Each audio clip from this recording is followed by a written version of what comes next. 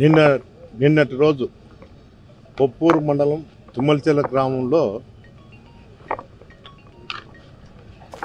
వైఎస్ఆర్సీపీ సానుభూతి పూర్లపై దాడి చేయడం జరిగింది.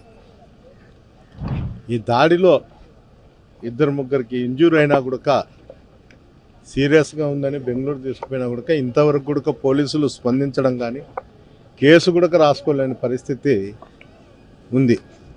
అంటే తాడిపత్రిలో ఏ విధంగా జరుగుతుంది అనేది ఒకసారి తెలుగుదేశం నాయకులు కూడా చూడాల్సిన పరిస్థితి.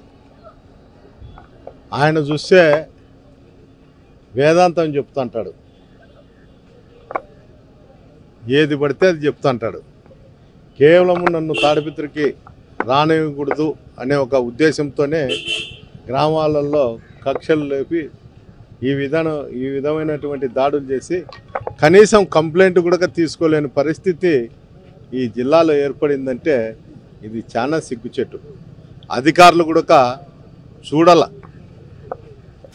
జిల్లా అధికారులు దానిపైన స్పందించి పోలీస్ అధికారులకు చెప్పి ఆ కంప్లైంట్ తీసుకొని చేసే పరిస్థితి.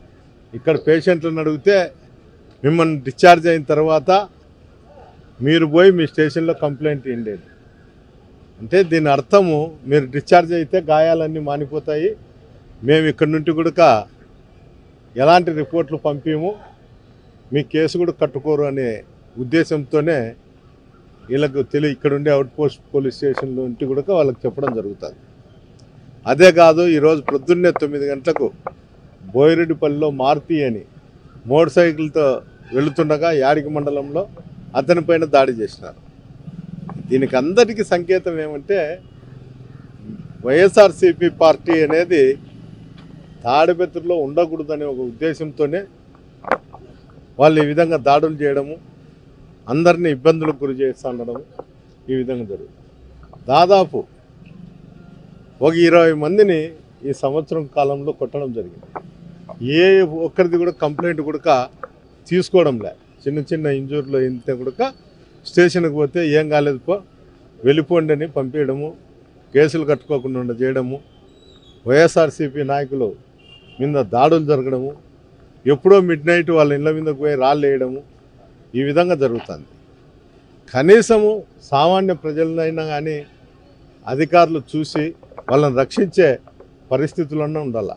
ఆ పరిస్థితి కూడా లేదు. ఏమి చేయాలన్నా ఎక్కడ ఉండాలన్నా కూడా ఈరోజు వైఎస్ఆర్సీపీ కార్యకర్తలు కానీ సామాన్య ప్రజలు కానీ భయపడే పరిస్థితి. నేను ఎన్నిసార్లు కూడా అధికారులకు చెప్తాను, తాడిపత్రిలో ఎప్పుడో గుంటకల్లో బంగ్యాకు ఉంది అని చెప్తాను గుత్తి రైల్వే స్టేషన్లో. ఈరోజు తాడిపత్రి నుండి అనంతపురం కూడా బంగ్యాక్ అనేది రావడం జరుగుతుంది. అందరికీ తెలుసు ఈ బంగ్యాక్ వ్యవస్థ ఉంచి అందరి మీద దాడులు జరుగుతున్నాయి.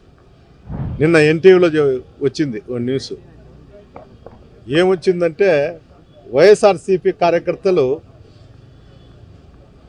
తెలుగుదేశం నాయకుని కొట్టినారు అని. తిరిగి వాళ్ళు కూడా వీళ్ళని కొట్టిండేది కూడా చెప్పాలి కదా.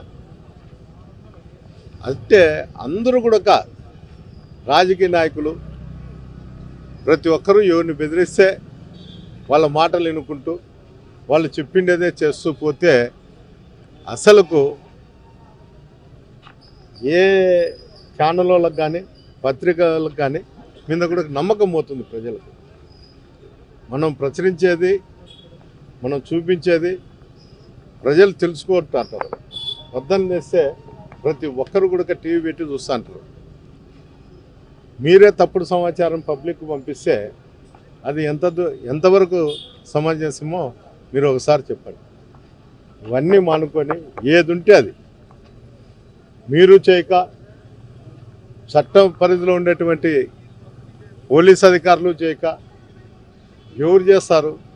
ఏదో రోజు తిరుగుబాటు అనేది జరుగుతుంది. ఆ తిరుగుబాటు జరిగినప్పుడు ఆయన చెప్తా అంటారు, మా ప్రజలు ఓరుకోడు, ఎక్స్ఎమ్మెల్యే తాడిపత్రికి వచ్చారు. అందరికీ ప్రజలు ఉంటారు, అందరికీ కూడా అభిమానులు ఉంటారు. నాకు కూడా 85,000 ఓట్లు వేసినారు. వాళ్ళ ప్రజలు నన్ను ఒప్పుకోకపోతే తాడిపత్రికి వచ్చేకి మా ప్రజలు కూడా ఎన్నో సాట ఇట్లా ప్రతిదాడులు చేసేకు ఇంకో దాన్ని చేసేకు ఉంటాయి. ఇవన్నీ నేను మాట్లాడితే ఏ విధంగా ఉంటుందంటే, నువ్వు తాడిపత్రికి రావడం లేదు, పోలీసు అధికారులు ఉన్నారు. రెచ్చగొట్టే వాక్యాలు మాట్లాడితే నిన్ను తాడిపత్రికి ఇప్పట్లో మేము పంపించలేము అని చెప్తారు. అయ్యా నన్ను పంపించరు లేకపోతే లేదు, కానీ కనీసము చట్టాన్ని ఉల్లంఘించుకోకుండా చట్ట పరిధిలో మీరు ఏం చేయాలో అది చేస్తే మంచిదని చెప్పడం జరుగుతుంది.